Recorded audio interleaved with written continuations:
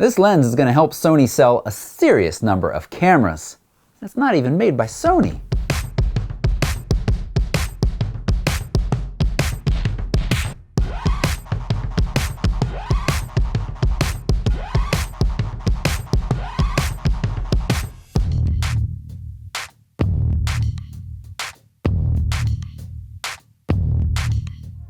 So from time to time, a product comes along that shakes the industry up a bit. This Tamron 28-75 f2.8 does just that. But a quick history lesson. I mean, Sony's been making their FE mount cameras for a while now, and it's only really in the last couple of years that I feel like their catalog of lenses is complete. Sure, there's more that still need to be added, but for most folks, you can find the focal ranges you need. But what I'm hearing from many of you, and I feel the same, is sure, there's lots of lenses to choose from now, but many of them are still quite expensive. Not really in the realm of affordable unless you make a living at photography.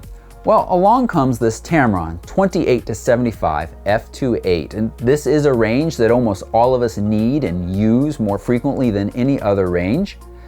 It is lightweight, compact, matches nicely with the Sony body.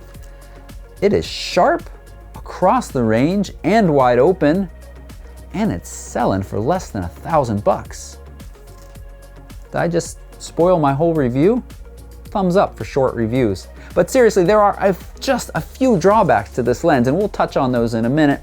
But as I said, this is the Tamron 28-75 f2.8 FE mount lens.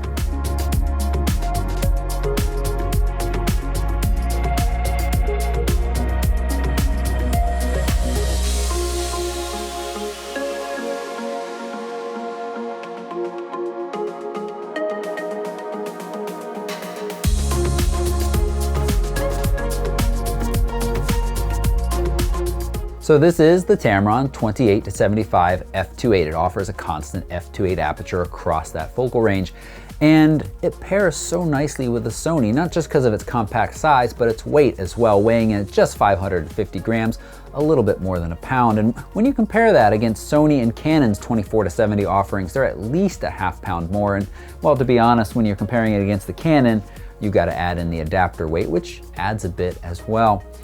And helping keep the whole size of the kit down, it uses just 67mm filters, and of course does come with a little lens hood as well. So it really is a nice lens to put on your Sony. The big news story, the headline of this lens is not that it's so nice and lightweight and compact. Those are all kind of add-on bonuses to the fact that it is so cheap or affordable, depending on your perspective, and it is extremely sharp across that aperture range. I put it up against my Canon because enough reviewers have done the Sony 24-70, which is a $2,200 lens, versus this Tamron, and enough reviewers I trust have found that the Tamron is sharper in most cases. I was curious. My trusty Canon that I love and take with me everywhere because it's such a workhorse focal length, how does it stack up? Well, the Tamron's sharper than it as well. Now, it is important to note that you are giving up a little bit of focal range at that wide end, 24mm versus 28. I've actually owned this lens now since early July, and I've been shooting with it for well over a month, 2 workshops, family outings. I haven't run into an issue yet where I felt like I couldn't get wide enough. Times on Mount Rainier, beautiful little mountain streams, underwater with the kids, the 28-75 and that 28 focal range really seems to be just wide enough to work with. And that f2.8 constant aperture gives me the ability to shoot the stars when I want to do that as well. All right, so there are a few drawbacks to this lens that in my mind keep it from being a perfect lens, but they're fairly minor. First up is its focus by wire, and part of that means that you don't get full-time manual focus unless you're in that direct manual focus mode that Sony provides. You also don't have an AF/MF switch, and of course you've got no customizable button added to there. And moving into the quality, it's very sharp. They are fantastic across the range, but in higher contrast scenes, the bokeh might not be quite as smooth as what you're gonna get from Canon or Sony. And I want to touch on that focal range at the wide end again. You know, again, shooting for over a month now, no issues. 28mm has been wide enough, but there's just that little bit of concern that at some point in the future, I'm going to run across a scene or a composition where I wish I had just a little bit more, and maybe I can't quite back up as much as I want to. So keep that in mind. And one last thing, especially when I'm comparing it against the Canon.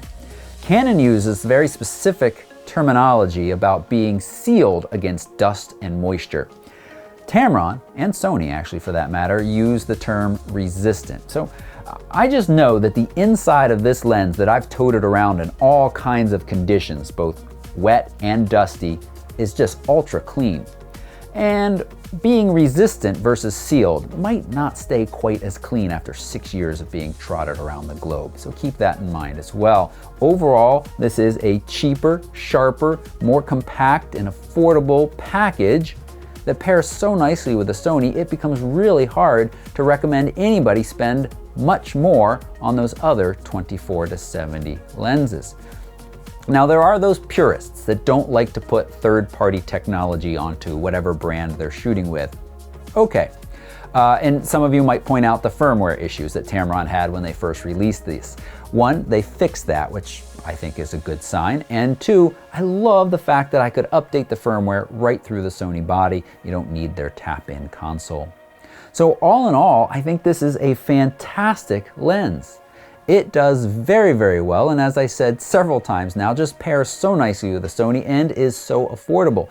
Take that savings that you would save over buying a Canon or a Sony and come on one of our workshops or go travel someplace fantastic. Speaking of those workshops, we have a few more spots on one coming up. I'll put a link to that right down below. I'll also put links to sample photos that I shot with this in full RAW, so you can download and pixel peep those if you would like. And as always, if you're going to shop for this lens or any products from B&H, I'll put those links right down below too. Your use of those links greatly helps what we do here at PhotoRec.tv. And don't forget to hit that thumbs up button. You're supposed to do that right after the 30-second review. And subscribe for more gear reviews, tips, tricks, and travel videos. Thanks so much for watching. Bye-bye.